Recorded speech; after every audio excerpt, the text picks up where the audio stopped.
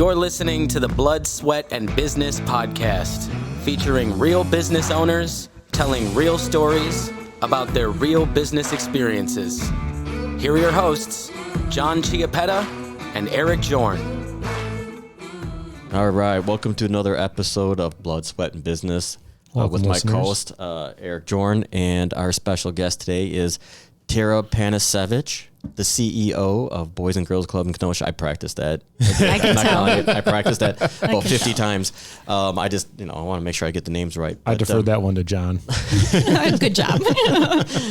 So thank you again for being on with us today. The Boys and Girls Club, I think, for me personally, is something that's always been near and dear. I think, I grew up in the era where, I did play CYC sports, and I know that, that was folded in, but I think that there's a lot of positive attributes that come out of people when they participate in organized sports and all that kind of stuff. And I know there's a lot more to Boys and Girls Club than just sports, and I'll let you get into that for sure. But just to kind of get into your background, I think let's talk about you first, and then we'll get into the club. But before you were at Boys and Girls Club, where did you come from? What was your background? So first of all, thank you very much for allowing me the opportunity to be here today. I really appreciate it. I always love talking about the club and spreading its positive message. So I appreciate the opportunity. I am a lifelong resident of Kenosha County, and I went to UW Parkside and then graduated from Concordia. And after that, I got into banking. So I spent the majority of my career, I would say about 20 years, in banking. Wow. The majority of that being at Johnson Financial Group in Racine. Okay. I was there when Sam Johnson was still alive, and he had a philosophy that I just clung to, and that was our communities are better when the employees are a part of it, when his employees out of every one of his companies were a part of that. And I really clung to that and got involved heavily in my community. I joke a little bit because I went a bit overboard. So way overboard. I attached myself to everything I possibly could. So I ended up serving on about 7 boards, 7 or 8 board of directors to learn how to do that. Brought the Racine Policeman's Ball to Racine, and they still do that today. Cool. And that happened because I was a Rotarian. And at one of the meetings, I learned that the canines were had such a huge impact on crime in the Racine area, but the maintenance of the canines, it was never in the budget. So I went to the chief of police at the time, Art Howell, and said, what can we do about this? There has to be something we can do. And we came up with the concept of the Policeman's Ball as a fundraiser. And goodness, I think it just had its 7th year now. Wow, fun. Right. So to be a part of that, bringing something to the community and is now still going on, it's really wonderful to see. So cool. I did get heavily involved in the racing community. Like I said, spent 14 years there until I came back to Kenosha through Russ Wires and Southport Bank at the time. I don't know if you remember that. So I spent 2 years there and then thought to myself, okay, I'm really passionate about giving back to the community. I got heavily involved. Maybe there's something to that, right? Maybe, Russ and Southport Bank, again, very much a community bank too. So they have the same philosophy. I was able to still connect with my community, get a little bit more involved with Kenosha as I was heavily involved with Racine, and was so appreciative of that. But man, I had a calling to it. So there was an opportunity at that time to be for the United Way of Kenosha County, and they were looking for a new CEO. So I applied, got the job, spent 4 years there until this opportunity came up with the Boys and Girls Club. So that's where I'm at today. That's great. It's interesting, banking, and I suppose obviously that, I'm not sure what you did at the banks, but I'm assuming you're looking at financial statements, so you're seeing all kinds of businesses, not-for-profit, so you get used to all that type of background for it. Yes, absolutely. I was in the commercial department at Johnson Bank, so I worked in cash management. So that's going around to the businesses with the lenders, and while the lenders handled the lending side, I would handle the deposit side of the house and make sure that businesses were protected for online banking, protected for fraud, as that is increased dramatically in our world today because of technology. So it was it was very fun. I loved working there. I loved working there. I loved working for Southport. My career really prepared me for what I do today. And I say that because a lot of times when you get into the nonprofits, you don't think about nonprofits as businesses. And I say this all the time to the board, you have to. You have to take that business mindset, right, and apply it to the nonprofit industry as well. And my experience has allowed me to do that. I think that's very interesting. You know, a lot of people, I think, especially maybe somebody that's an employee right now, maybe they have a calling like you had, right? And they're like, oh, I can't go from, maybe they're an accountant, at a company but they really want to start call it a construction company, right? And they're like, oh, I'm trained as an accountant. I can't do this. And, sometimes you just got to make that leap and go for it.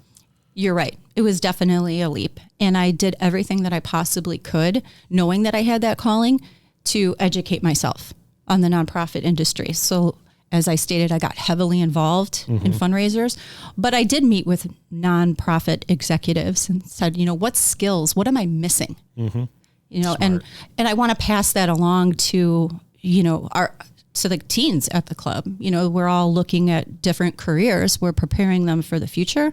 So get educated, ask the questions. Internships are so important nowadays. Businesses welcoming teens, right, for tours. I mean, we've had enough guests on the podcast that we're talking about different programs that people were trying to do, and from a business perspective, I think having somebody in house that you can maybe mentor and bring up, I think that only enhances what you're doing overall. So for sure. Yeah, and what I like is, you wanted to grow, and everybody thinks of growth like, hey, I want to become this big behemoth company or whatever it may be. But in reality, it's just, getting that little bit better every day. And sometimes it's just surrounding yourself with the right individuals. You wouldn't found people that were experts in that field that you wanted to get into. You surrounded yourself, you talked with them, built relationships, and said, how can I be the best CEO of a non-for-profit as possible? And that's huge. So good. Yep. So listeners, you should probably write that down. Yes. Surround yourself with the right people, find those that are successful, and get advice from them. That's huge. It's key. Key. Absolutely. Maybe we should step back now, and I don't know if all of our listeners would be super familiar with the Boys and Girls Club. And why don't you just talk about, what the club does, who do they help, what's their mission? Just dive right in. Sure. I love talking about the club, like I said before. Cool. So for those that don't know about the Boys and Girls Club, the Boys and Girls Club has been in existence in Kenosha County for 30 years. We started in 1992. Our mission is to serve as many at-risk youth in the community as possible. And we do that through enrichment programming and the total club experience, to make sure that they have a good solid background to lead healthy, productive lives and become responsible citizens. And I cannot stress enough how important the value of mentorship is. And if anyone were to ask me, that is what we give the kids that walk through those doors. We are the largest serving youth organization in Kenosha County by serving over 12,000 youth a year walk through our doors. 12,000 youth. Huge. Very. Are a lot of those 12,000 kids they come multiple times during a week? Is it, I'm assuming some of these programs that you have, is it like, I want to call it daycare, but after school possibly? That's kind of what I was thinking. I know that I'm almost positive there's an after school. You're absolutely correct. Yeah. So we grew, over the 30 years from serving less than 200 kids, and we were in one site, over 30 years ago. We started, I believe, in Memorial United Methodist Church, and we were in the basement there. And it was Dennis Troha and a lot of other community leaders that had the vision to serve as many at-risk youth as possible. And by doing so, you had to really research and see, when can they be most impacted? And that's the after school hours. So that's why I wanted to bring that up. It is critical that the mentorship reaches our kids in Kenosha County at those critical hours, between 3 and 7. So that has always been our goal. So we jumped from the less than 200 kids to, the over 12,000 that we see today, through transportation, because transportation, it's a very big issue in Kenosha County, and it will continue to be. So recognizing that, we said, what can we do about it? Well, we fundraised and got 4 of our own buses, which we call the Gus the Bus Yeah, system. that's awesome. Okay. Love Gus the Bus. And we go to 8 area Kenosha Unified Schools about after school and pick up the children and bring them to the club. Wow. Huge. There's no excuse to not go now. Right. You right. You take that out. I can't get there or whatever. That kind of. Yep. Like I said, transportation has been a huge issue with any, nonprofit executive that you talk to. So we really wanted to meet the families where they're at, in a location that was beneficial for them. So that is critical. Yeah, there's a lot that goes into that. You got to get coordination with the schools and all that kind of good stuff there. Absolutely. So, we took that barrier out of it, the transportation. So the kids are there, and we stay open Monday through Friday until 7:00. Wow. At night. So that's critical because there's parents out there who have, who can't pick up their kids after school. They need a safe place for them to go where they're seeing a positive mentor, having a healthy meal. That's what the Boys and Girls Club provides when they're there. Yeah, I think that meal is actually huge too. Yes. Just knowing some of the families that I've known, and the parents are working and they can't get off. What are the kids going to eat? Just being able to provide something for them, and when can they get it to them, that kind of thing. So leave a kid alone, they're not going to eat a nutritional meal. Sometimes I might fall backwards and you want a hot pocket or something. That's something good, right? Yeah, absolutely. But I can't tell you the last time I had a hot pocket. Right? Me either. I'm surprised I pulled that out. I know. But it's just, to me, it's not something I think most people think about. Like, but food service, trying to get a good meal, that is a huge ordeal to undertake. It is huge. And there's, 2 big things I can talk about, in that respect. A lot of times when the community thinks about the Boys and Girls Club, they associate us with sports and sports only, which is fantastic. We merged with the CYC. And after that, we were able to provide a complete sports recreational experience for more kids in Kenosha County. And that is incredibly important too, because it teaches the kids teamwork, camaraderie, dedication, how to be on a team. That's fantastic.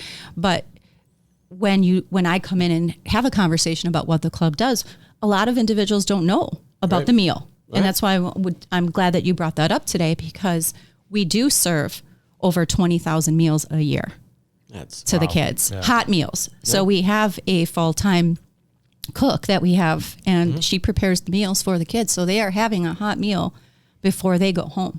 Wow. And now this year we've added snack. Wow. And because last year, and COVID has given us taught us a lot of lessons. And, one of those was that our kids were coming to us from school very hungry too. So what are we going to do? We need to feed them a snack right away before dinner. And we wanted to do a healthy snack, right? Yeah. We want to teach them. It's not just pockets. Not Hot Pockets, right? It's about having them come in and it's taking it one step further, and it's the educational piece. Yeah. So yes, we take care of, feeding them and now providing them a healthy snack. But right now we're entering into the programmatic piece where we're talking and teaching them about how do you grocery shop? What are healthy, right? What are healthy alternatives? What do you buy? There's a lot of our kids, some of them didn't even know what a carrot was. Mm-hmm. That's what we're here for. That is what the club does. We educate, we teach, we set up the kids for success after they leave our doors. That's so smart. Is there an age range before somebody's not welcome back? Not welcome back, but not in those terms. I'm trying to think. When do they graduate? Yeah. When do they graduate? When do they graduate? Thank you, Eric. I appreciate the help. Absolutely. There is an age range. So we start serving kids at the age of 6. And then they graduate when they are 18 years old. So the goal, the life cycle for us is to make sure that we've reached them, that we've taught them, and that they have a plan for what they're going to do after graduation. What is your plan after you leave the club? Cool. Mm-hmm. So let's just walk through the day of an attendee. Let's just call it a 13-year-old. 13-year-olds are probably very impressionable. What's that look like? So I'm a new 13-year-old. I'm signing up. Yes. To come here after school. Yes. So the first part is obviously the outreach to the parents, knowing that the service that we provide is here and we do not want to turn anybody away. And because of that, we keep the cost for families incredibly low. So with everything that I've been talking to you both about today, the cost is $20 a year for one child to come to the Boys and Girls Club. Now think about that. That's like transportation after school, right? Back to the club. And then it's all the services that we provide, a healthy snack, a healthy meal, all the enrichment programs, access to sports, and then the extended hours of staying open. Those critical hours I talked about until 7 o'clock. Yeah. So it's important that I mention that because we're out there a lot and we're doing fundraising. But that's the reason why we have to continue to provide that low cost for families so that we can get as many kids in the door as we possibly can. So it starts with the families, right? It starts with the families knowing about us and knowing that we are a resource and that there's a low fee to attend for them. It's reasonable. Well, definitely. I mean, you can't get childcare no. for $20 anywhere. No. I mean, $20 a day. It's not even going to happen. Right. I mean, for getting somebody who's there to mentor, you guys are teaching them essential life skills. Yep, they're getting hot meals, $20. Yep. For the year. Yep, $20 a year. And if they have more than one family member, we do offer a discount, $35 for a family. So, yeah. I mean, which is, So is there qualification criteria to be able to participate or join? No, there's a misconception out there thinking that, you have to be a student of Kenosha Unified School District. It's anyone who needs us. It's the youth that need us the most that we want to attend and walk through those doors. So It's just we provide the transportation from KUSD. Got it. So to go back to answer your question, what a typical day would look like is it starts with the parents knowing about us and signing the kids up. But then we go to school about 2 to 2:30. And then we pick the kids up and then we bring them. So it is a lot of fun. Okay. If you haven't been to the club for a tour, the best time to come is about that time because it's so energizing to see how excited the kids are to get off of the bus and walk through the doors. Okay. I mean, I never really see a frowny face and it makes everything that I do all day worth it. Right? All I have to do is hear that laughter. It's like, oh, the kids are here. So cool. Well, for sure. I mean, I'd make sure my doors are open just so I can hear it. Right. Yeah. And it's an 80,000 square foot building that we're in, in Kenosha, but I can still hear when the kids come in on the bus every day. So and cool. It brings a huge smile to my face. And it's really the reason why all of us continue to do what we do. It's to make their lives better and enrich their lives. So, but they'll walk in the door and then we have 3 centers. We have a youth center, a tween center, and then a teen center upstairs. So when they come in, they will all report to their respective centers, and then the staff is there to greet them. And then we have I'll call it a game plan today, but it's like a teaching schedule that everybody goes through. So the kids get snack. When they come in, they'll get an hour of homework help. They'll get to go to the gym for the healthy exercise program, programs that we do. They'll come back. Now, if you're in the youth center, we have a computer lab. So they'll learn about computers. It's not just putting them in a computer room and saying, okay, there you go, play a game. It's you're going to go into the computer lab today, and then this is what we're going to be working on. We're going to be doing homework help. We're going to be teaching lessons that day. Cool. Then we have an art room, like if you're in the youth center too. So then they'll go into the art room and then get about an hour of art. So it's very structured, and we're covering all the basic life skills that you need. And that follows through each center. In the teen center, it's, a little different because like I said, that is where the final stages of the club experience lie. And we want to make sure that they have a plan. The teens have a plan before they leave our doors. Plan is I'm going to go to college. I found a job. Vocational schools, whatever. Yep. We really do a lot to educate. We have a great staff in the teen center and a lot of different programs. So we have like a Smart Girls program, and that's for the girls, and it teaches them, how to be healthy. We have guest speakers come in, so we invite, a lot of our partners in and say, okay, talk about your experience in this field. Realtors, accountants, bankers, anything that's doctors, nurses, everything we have out there, we want to educate them so they know they can see themselves in all of these different positions, so they know what's out there. That's so cool. So we have a lot of speakers, and then we teach them, okay, they have a computer lab too. Let's sit you down. Let's teach you how to fill out a job application. In some cases, a lot of my staff are outreaching and taking the kids to their jobs. Yeah. Mm-hmm. Wow. That's so cool. Mm-hmm. Yep. And college applications, and knowing that, it might not be just college. Right. You might, a technical school, we've got, we're so blessed in Kenosha to have access to so many wonderful higher ed institutions, Definitely. Gateway, Parkside, Herzing, Carthage. I mean, it's fantastic, the opportunities that they have. They just need to know about them. Yeah. Right? Absolutely. Well, I think, just somebody looking at that app without the help, it could be daunting. Right. I mean, it could be overwhelming to somebody who's not used to that, for sure. Mm-hmm. And then sometimes you don't have that family or home to help you with it. Having somebody there to help you walk through that just kind of takes away that stress. Mm-hmm. Yes, it does. I even feel like, so oftentimes we'll start working with a small business owner, and they'll come to us because they're lost, right? There is so much out there, and where do I even start? Especially, I'm a new business owner, right? And what you just described is exactly the same thing, right? There's college, there's jobs, there's technical schools. I mean, you named 5 colleges colleges or technical schools in the Kenosha County area. Well, what one fits for me? There's so much there, and I wouldn't even, I think about when I was in school, I knew exactly, when I was in high school, I knew exactly what I thought I wanted to do, and that eventually changed. But, so for me, it was very direct, but if I didn't know, it's gotta be daunting.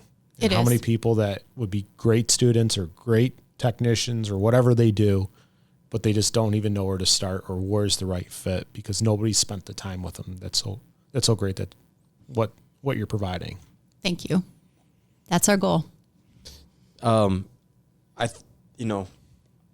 the events that you guys do, I think, are actually really fun.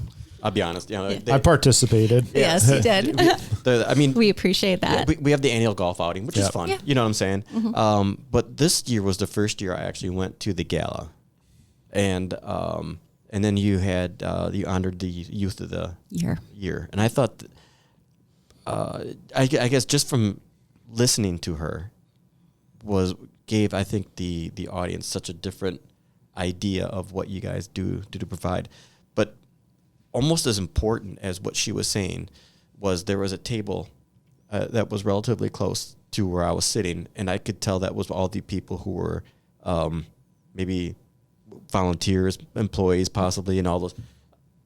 I thought that they shed as many tears as the girl that was honored. And I thought, again, you're surrounding people with that same mission. And I think we've talked about it on this podcast time and time again, is making sure that your team is surrounded and everybody understands the goal and the path and where you want to be.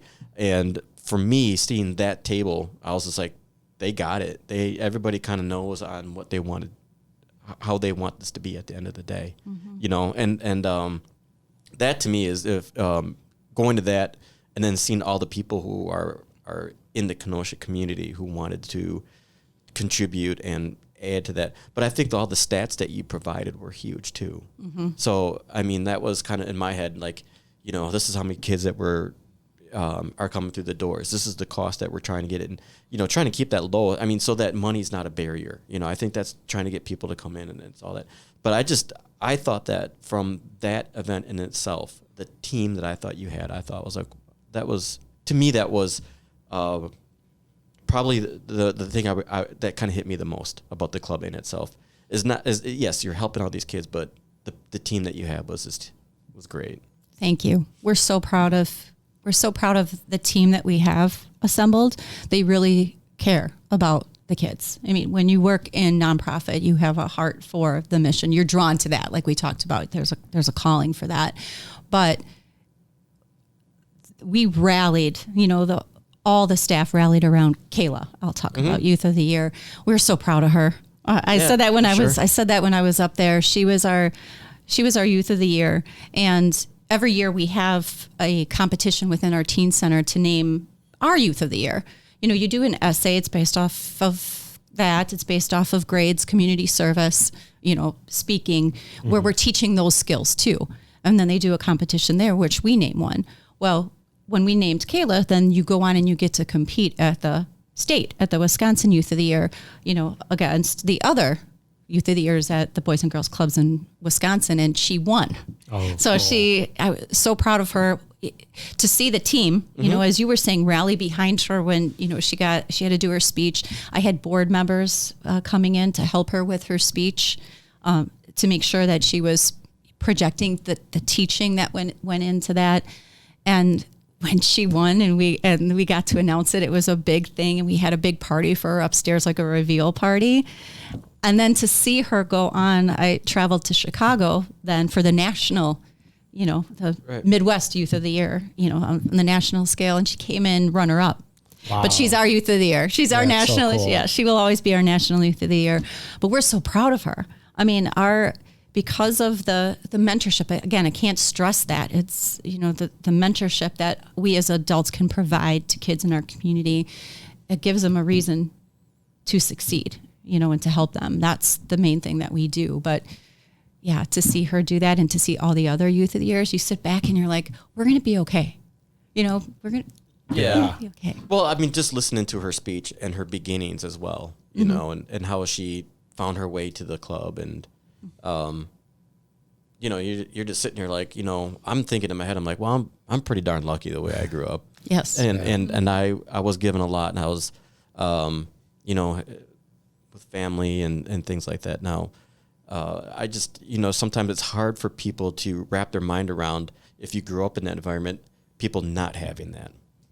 And so in my head, I'm just kind of sitting there like, it takes a village to raise the child. And I think that, to me, this is just a great opportunity for listeners here. If it's something that you're looking to participate in or volunteer at, if you're listening to us and saying, hey, I'd like to participate and, help out youth. I mean, it's a great spot. Mm-hmm.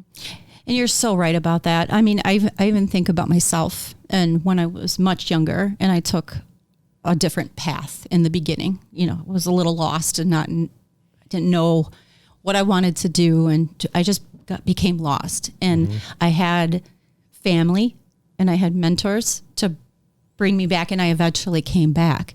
But I think about that where I'm at today, and I wouldn't be where I'm at today if I didn't have that network, if I didn't have that support.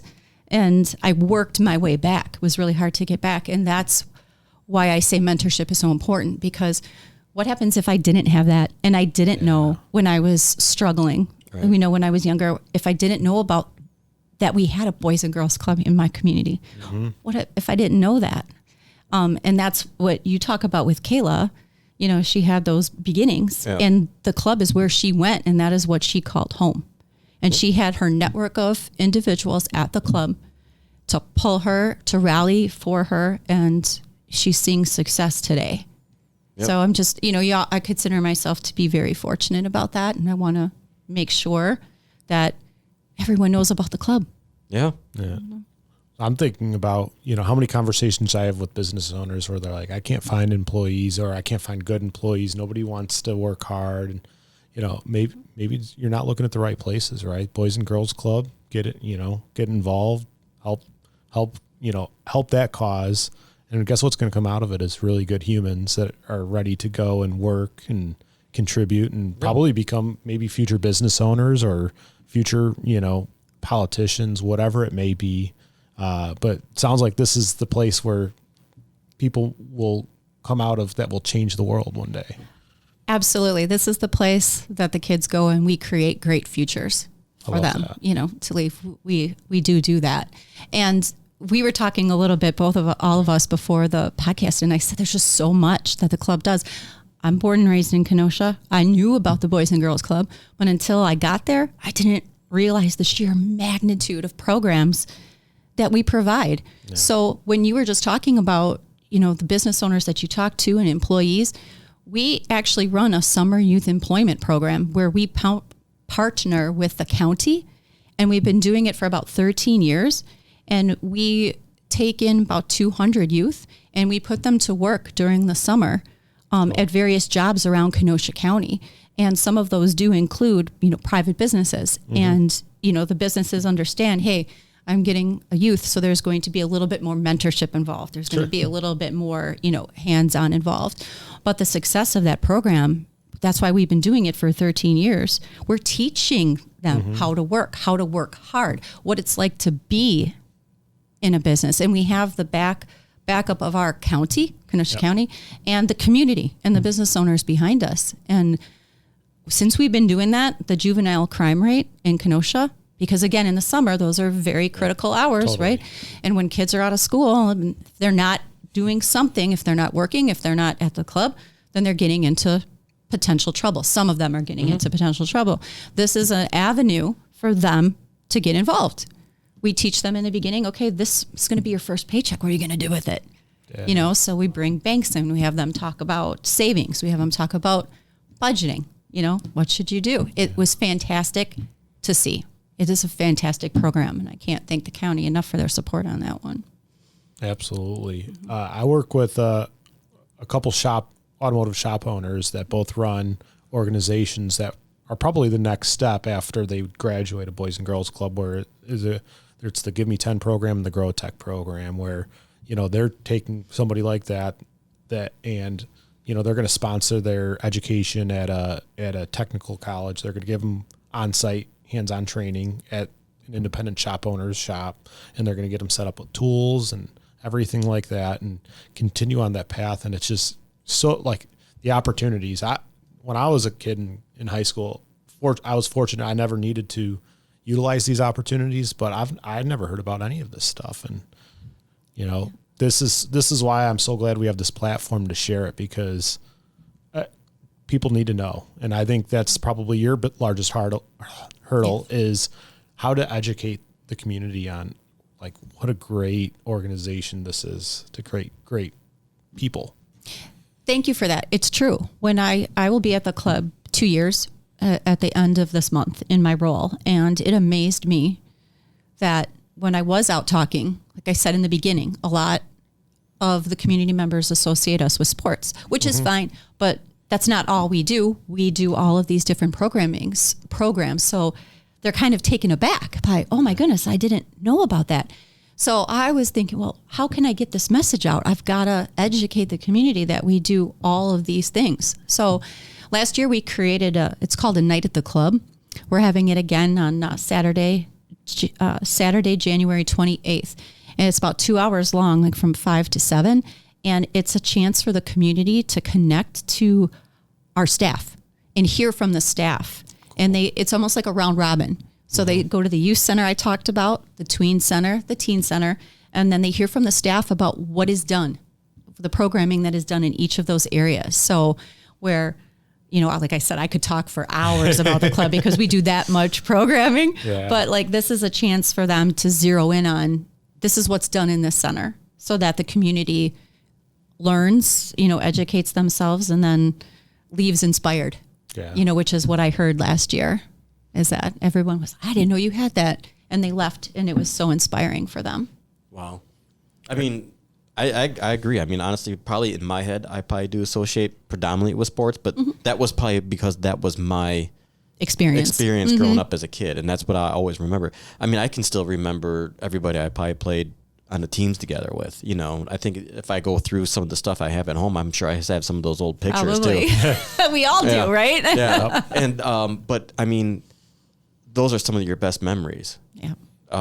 For me, playing sports, I mean, some of those are my best memories. If I can go back to the small fry teams I played on, I could give a couple shout outs to some of the guys I played with right now, but I'm sure they'd be listening. But, yeah.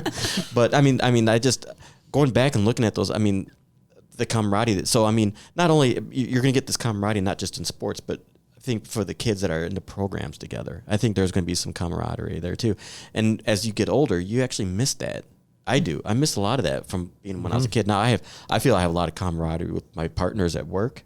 You know what I'm saying? And it's but it is a little different than when it is when you're a kid. It is different for sure, right? So, but I just don't think people can, for me, yes, sports, camaraderie go together, but programming, I think what you guys are doing, some of the things that you're doing for the kids, some of those kids are developing relationships that hopefully are lasting life for their lives. Last their lifetime.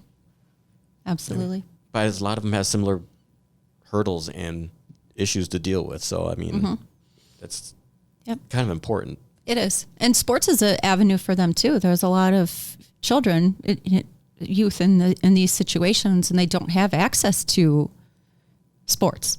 And we provide them with that as well, an opportunity, right? It's all about opportunities. It's all about experiences. And it's great when they get an opportunity to take that avenue too and learn what it's like to be on a team, to listen to a coach, to work for a common goal. So all those life skills are taught there. And the facilities that you have are really, I mean, the basketball courts, the soccer I've used it as a football field. Yes. I mean, it's huge. I mean, sometimes you can get a big building and stuff is like, it's okay. No, everything was top notch. It's really good facility. I just, things that I grew up with and where we played, we're always good at, I'm kind of old now, Eric. So, I mean, I thought the gyms were cool when it had a real wood floor. And that old building that we used to play basketball and actually had a real wood floor. But, I mean, you guys actually have real wood floors in there. They are nice courts. Yeah. That's cool. Yeah. And so I think that, like for me, like, I've played basketball and you played on the, instead of playing on the wood, you have it where it's the, it's like a poly epoxy it's just, and it's such a different feel. I know I'm kind of digging in the weeds. No, on it's this, okay. But I'm basically just giving accolades to the building in itself. Thank you. And we appreciate that. Yeah, I think it's for the kids going there and it's to have a top notch place to play some ball and do some stuff like that. That to me is 100%. Yeah, I mean, when I was a kid growing up, like all we wanted to do when we were out of school, go play basketball or football or something like that. Or, still do. The teams still do. True. Like we talked about earlier before the podcast, the music room, I had a lot of friends that were into music and musicians, but they didn't have access. Nobody had access to, great stuff. It was always, starter kits and things like that. And, maybe they had a true passion of that and they just didn't have the resources to pursue that. And having the opportunity to, I guess, choose what you're really passionate about is just, again, opportunities, right? It's so huge. And different avenues to explore. Yep. We're so blessed to have that music room and right next to, and this is in the teen center, and right next to that, music room that we have like a little dance studio. As well. Okay. So there's been times where we've had volunteers from the local colleges come in and teach the kids how to dance, and what we found with the teens is they like to freestyle a little bit more than have any structured dance. That's what I was going to say. Is that ballroom dancing? What are you doing now here? It's like the TikTok dances and stuff like that. Yeah. So we provide we do what works for them. So they like to get in there and freestyle a little bit more, but like with the music studio, we're so blessed that 10 years ago when Dennis Strohal, the community leaders, got together, they were very passionate about the sustainability and the future of the club as well. And they wanted to put money into that. So Joe Maggio, Bob Lee, very passionate about the arts, and they continue to, put money into the foundation to have the sustainability of our arts program keep going. Well, it's what's interesting is that you're saying that, where you're seeing schools are cutting that. Right. And so, I think that would have been the first time people would have been like, oh, I really do like this. Is what they're introduced in school, where that's not even being, I don't know KUSDs so much, but I just noticed there's a lot of programs that are not getting, they're not there that I used to see when I was a kid. Right. The funding isn't there. Yeah. And that's why I say we're so blessed to have that opportunity and to have, two friends of the club who are that passionate about arts and want to keep that going. And we have these vehicles for the students to come in, we use that word of mouth, with teens. It's like, oh, look, we have a staff member, a part-time staff member that we added, to enhance that music program. And when the kids come in, they're learning how to mix beats, how to record songs. I'd like to even teach them how to do a podcast. That's something too. I mean, you That's think, cool. or even take them on a field trip here to see this studio and say, hey, you want to, talk about it from a club member's experience. I think that would be fantastic. We're 100% in on that. Yeah. That'd be For cool. sure. Yeah, because it's coming right from the kids. Yeah. You can hear from me, and I, like I said, could talk for hours about how, how awesome the club is. But to hear from them, I think something like this would be fantastic. We look for that for them all the time. And podcasting is now it's ingrained in everybody's life, right? It's another piece of media that you're, a way to learn. And we've talked about that where my book reading, unfortunately, has gone down a little bit, but my podcast reading listening has exploded over the last couple of years. And it's again, another way to learn and grow. Mm-hmm. It is. So if that's on the table, I would love to take you up on that. Field trip for the kids. They would love to come in and do that. So yeah, that'd be fun. Come in and give us some critique. Yeah, exactly. They're good at that. We'll get another table. It'll be like American Idol. They'll be like, There you go. You're going home. Yeah. They're very good at that, providing critiques. That's for sure. So I know that you have to do, obviously you got your normal 9 to 5, right? But not only that, but then also you're doing all these events that you guys do. Mm-hmm. I'm sure that takes up a lot of the time. It does. Yeah. Mm-hmm. How many different events do you have during the course of the year, and what are some of your favorites, if you will? Yeah, absolutely. Well, I'm going to be finishing my second year, as I said, so I'm cycling through a lot of them right now. But the night at the club was really near and dear to my heart, the one I talked about that's coming up on January 28th. And that's because it connects I think all events connect the community to the club, but this one really does, because you get the opportunity to not only hear from me, but you get to hear from staff. You get to hear from our youth of the year. You get to see the building. You get to take a tour. You're kind of living it, the experience when you're there. You've got that, round robin experience. But this was my first gala. Okay. The event it's our annual gala was at the Uline corporate headquarters. And that was my first one. And I was incredibly inspired after that event. So I have to say that that's one of my... Well, it was extremely well done. I mean, the MC was fun. Yes. He was a lot of fun. And I think bringing in the youth of the year, I thought was huge. And then you gave an opportunity for some of those girls that did dance. Yes. Were they adorable? Yeah, they had an opportunity. Gosh. I mean... The little cheerleaders. That was so cute. To me, I'm just like, that's... How many times do you get a chance to perform in front of people? So you could sit there and practice in that room all day long, but having an outlet for all that hard work and to showcase it, I think that was, that was kind of fun to watch. And so I mean, for me, I like seeing all the different community members there as well too. So I think there was a lot going on in that, but I thought it was well done for sure. Thank you. It's definitely a broader audience too, so that I could get our message out. And what's everything is always important, but there's always different things that are going on at the time. And one of the largest things that we have going on right now is the partnership with Sylvan Learning Center that we're adding. And that was based on the third grade reading proficiency, the reading levels I talked about at the gala. I think it's so incredibly important because as a state, our children are not reading at grade level. So when I went to my team, because they have such a great relationship with the kids, and I asked them, in early this is right after COVID, what are you seeing? What are the challenges that our kids are facing? And they're like learning loss and mental health. And then immediately we come together and say, what can we do about this? And it was, we're going to partner with Sylvan Learning Center and bring them in here and see what we can do to improve these scores, because third grade reading proficiency, that's tied directly to high school graduation rates. It's tied to future poverty. It's tied to future incarceration rates. There is a direct correlation between all of that. So we have to do better, and we have to provide these opportunities for our kids. And it takes a village, as you said, partnerships with the school districts. And how can we help? How can we help you? Because over 90% of the kids that we see are from Kenosha Unified School District. So when Sylvan came in, they did a comprehensive test, and none of our kids were reading at grade level out of the 60 that we had tested. Wow. Not one of them were. So that's why we're continuing that relationship today.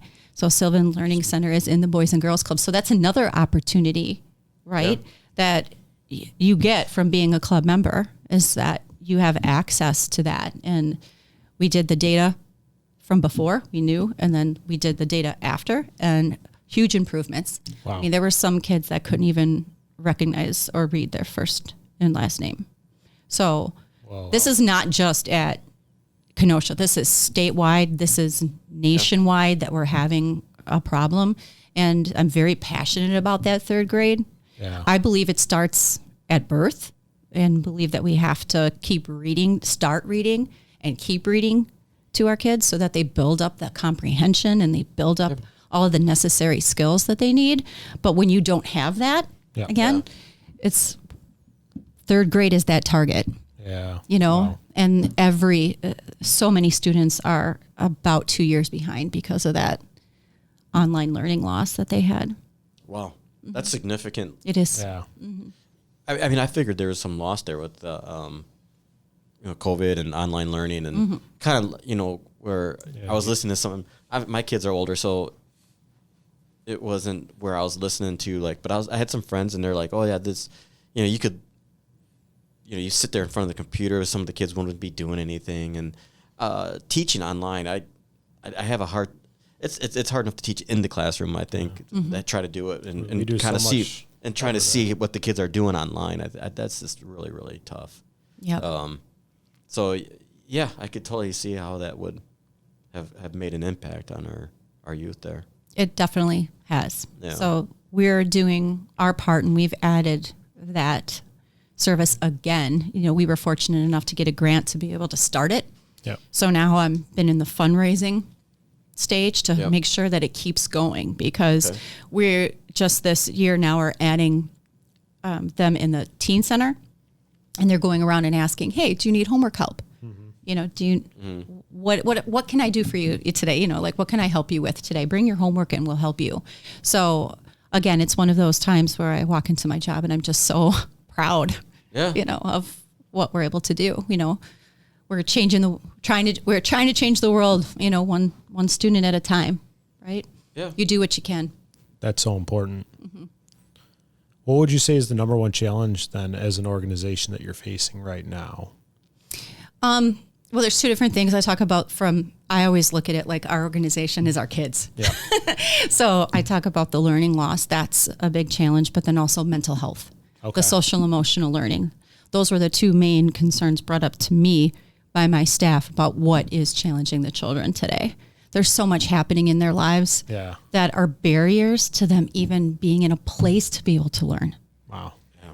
So when this happened with the Sylvan partnership, then we also partnered, and brought in mental health professionals that were able to help my staff and teach them different behaviors and what we can do for the kids to get them in a place where they're able to then learn.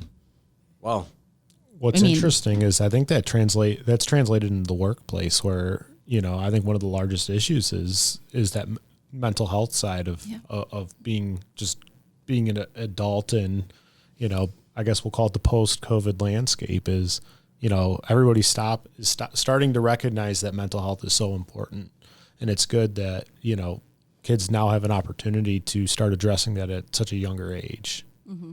It is. And I believe I talked about this at the gala too. I've been in the community for a long time, and we've been talking about social emotional health and adverse childhood experiences for years. I mean, we're going to continue to keep talking about it unless we do something. We get together as a community and do something about it. And the approach that we took is we see our kids every day, and we're going to start here, and we're going to do what we can to positively affect their lives in these two challenging areas, because they see so much on a daily basis, and it's heartbreaking.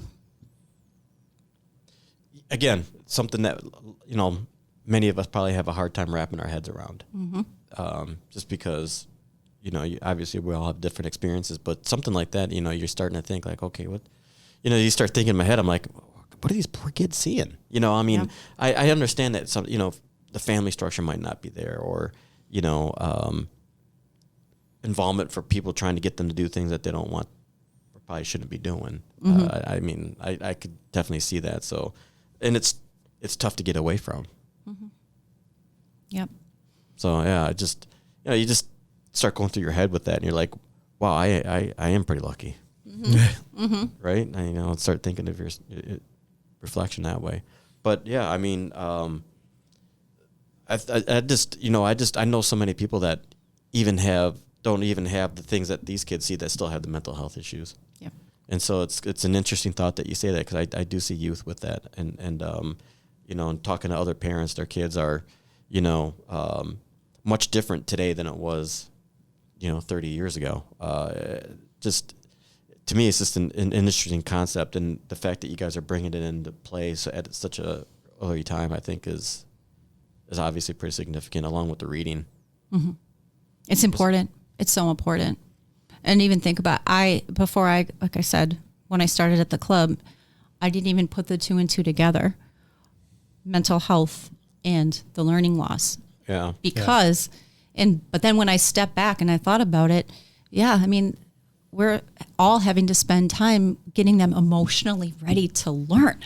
Yeah. The two go hand in hand. And, there's all these things that they're seeing. So you spend time, building that rapport, getting them in a place where then they're able to be successful learners.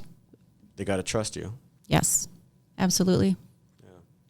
Yeah, even the other night I was at a industry training event, and they talked about goal setting, and some of the shop owners that were there talked about, they did goal setting. Actually, they had their team go home and work with their families on goal setting, and they said so many personal issues that their team was going through came out through that, and then they got to work on it, and they said it changed the way that they approached work and how they were as workers.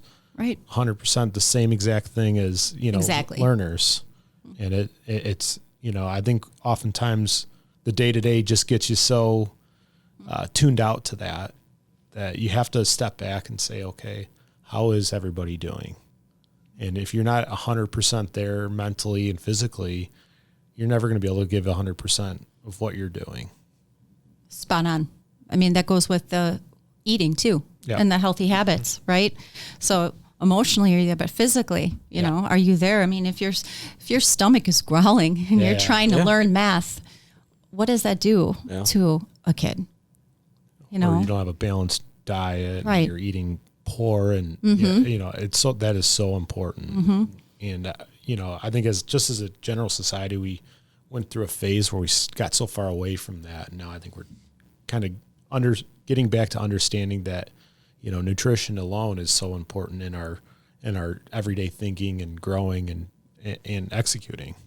It is. And we've been given the opportunity. This is another cool thing that started at the club, was Boys and Girls Club of America and Maytag. They had a grant opportunity, which we took, and we took advantage of, and we got a Maytag and Feel Good Fridge, it's called.